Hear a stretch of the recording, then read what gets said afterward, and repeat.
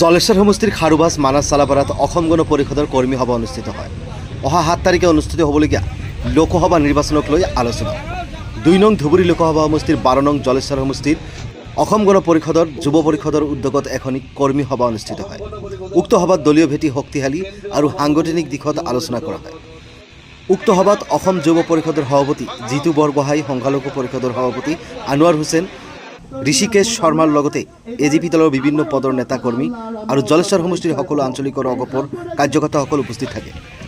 সভাত যুৱ পৰিষদৰ সভাপতিগৰাকীয়ে 2 নং ধুবুৰী লোকসভা সমষ্টিৰ অগপ বিজেপিৰ মৃত্যুজাত প্ৰাৰ্থী জাভেদ ইছলামৰ হৈ সকলোকে প্ৰচাৰ চলাবৰ বাবে আহ্বান জনায়।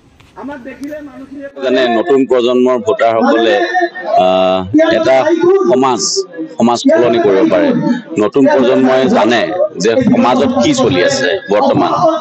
আজি আপোনালোকে নিজে লক্ষ্য কৰক, আজি এই ধুবুৰী লোকসভা সমষ্টিটো বদৰুদ্দিন আজমল ডাঙৰীয়াৰ নিচিনা এজন সাংসদ ইয়াৰ পৰা বাৰম্বাৰ জয়ী হৈ গৈ আছে, যাৰ ফলত এই সমষ্টিটোৰ উন্নয়ন হোৱা নাই।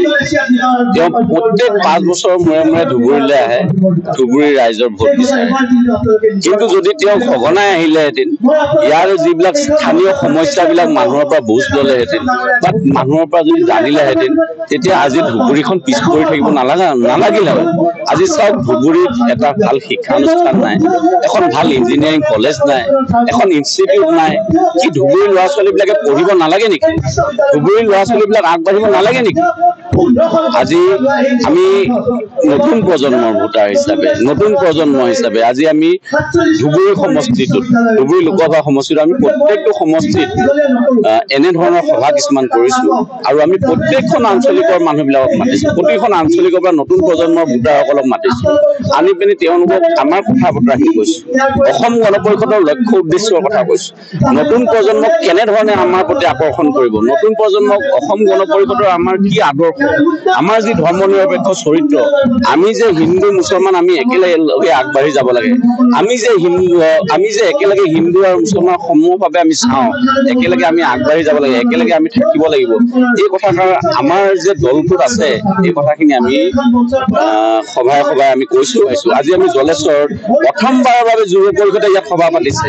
আজি আমি কোনোবা সৰু ৰুমৰ ভিতৰত পাতিব লগা হোৱা নাই, এখন ডাঙৰ ফিল্ডত পাতিছোঁ। আপোনালোকে নিজে দেখিছে 300-400 মানুহ হৈছে, নতুন প্ৰজন্মৰ মানুহ হৈছে আৰু এটা ঠাইৰ নহয়, প্ৰত্যেকখন ইয়াত যি 25খন আঞ্চলিক আছে, 25খনৰ 20খন আঞ্চলিকে আজি ইয়াত আহি উপস্থিত হৈছে আৰু তেওঁলোকক আমি যুৱ পৰিষদে ৱাৰিয়াৰ হিচাপে, সৈনিক হিচাপে, দলটোৰ সৈনিক হিচাপে তেওঁলোকে দলটোৰ যিবিলাক প্ৰচাৰ, দলটোৰ আদৰ্শ গাঁৱে গাঁৱে লৈ যাব, গাঁৱে গাঁৱে আমাৰ কেণ্ডিডেটৰ হৈ প্ৰচাৰ চলাব আৰু মই ভাবোঁ এনেকে কৰিলে আমাৰ দল প্ৰত্যেকটো অঞ্চলত মজবুত হ'ব, প্ৰত্যেকটো অঞ্চলত শক্তিশালী হ'ব, প্ৰত্যেকটো ৱাৰ্ডত শক্তিশালী হ'ব।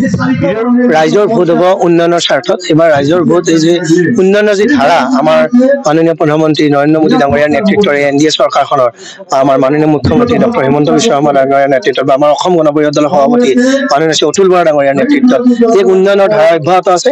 সেই উন্নয়নৰ স্বাৰ্থত এইবাৰ ৰাইজে ভোট দিব আৰু জলেশ্বৰবাসী ৰাইজে হওক, ধুবুৰী লোকসভাৰ প্ৰত্যেকটো সমষ্টিৰ ৰাইজে এইবাৰ উন্নয়নৰ স্বাৰ্থত ভোট দিব আৰু উন্নয়ন কৰিব NDA চৰকাৰে, আমাৰ মিত্ৰজোঁটৰ প্ৰাৰ্থী জাভেদ ইছলাম ডাঙৰীয়াই।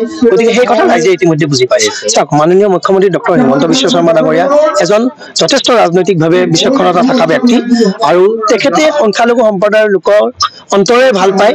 আজি যদি তেখেতৰ সংখ্যালঘু সম্প্ৰদায়ৰ প্ৰতি লোকৰ প্ৰতি থকা তেওঁৰ যি আৱেগ আৰু ভাল পোৱা, সেই তেখেতৰ কৰ্মৰাজিৰে আপোনালোকে সকলোৱে দেখা পাই আহিছে। গতিকে এই যি বা আপোনাৰ যি আখোৱাহ মানুহে উলিয়াই আছে বা উৰা বাতৰি উলিয়াই আছে, এই উৰা বাতৰিক আমি নৎসাত কৰিছোঁ। এনেকুৱা উৰা বাতৰিৰ কোনো ভিত্তি নাই।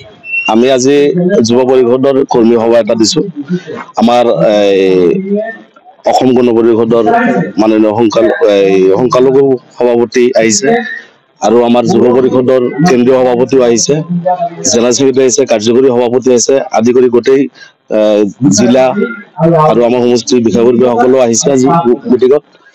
আমি যিখিনি আশা কৰিছিলোঁ, আশাতকৈ আমাৰ বহুত বেছি মানুহ আহিছে, আমাৰ ইয়াত কৰ্মী আহিছে আৰু আমি কৰ্মীলৈ যিখিনি আলোচনা কৰি আছোঁ, অহা 7 তাৰিখত যিটো নিৰ্বাচন আছে, নিৰ্বাচনত আমি কেনেকৈ ৰণকৌশল লৈ আমি কাম কৰি যাম, আমি কেনেকৈ ৰাইজৰ ওচৰত যাম, ঘৰে ঘৰে কেনেকৈ আমি যাম, ভোট কেনেকৈ মানুহৰ পৰা আমি সঁচা কথাবিলাক কৈ চৰকাৰে কি কৰিলে, আমাৰ চৰকাৰে কি কৰিলে সেইখিনি কথা দাঙি ধৰি মিছা প্ৰবন্ধী নহয়, সঁচা কথাৰ ওপৰত, কৰ্মৰ ওপৰত, আমি ডেভেলপমেণ্টৰ ওপৰত আমি ভোট বিচাৰিম।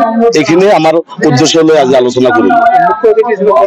মুখ্য অতিথি হিচাপে জিতু বৰগোহাঁই ডাঙৰীয়া আহিছে আৰু ঋষিকেশ শৰ্মা আহিছে আৰু আমাৰ ষ্টেটৰ মাইনৰিটি পৰিষদৰ সভাপতি আনোৱাৰ হোসেন ডাঙৰীয়াও আহিছে। ৰাইজে এইবিলাক 100% বুজি পাইছে। এইবিলাক মানে এটা কথা মানে গোটেই মানে ধুবুৰী লোকসভাত মানে হাৱা উঠি গৈছে যে চালানী হাটাও লোকেল বচাও, এইটো হাৱা উঠি গৈছে অলৰেডি। আৰু এইটো কথা মানে একদম সৰুৰে পৰা চবেই গম পাইছে এতিয়া, আৰু মানে সবেই কথা মনে মুখে মুখে উঠি গৈছে যে চালানী হাটাও লোকেল বচাও।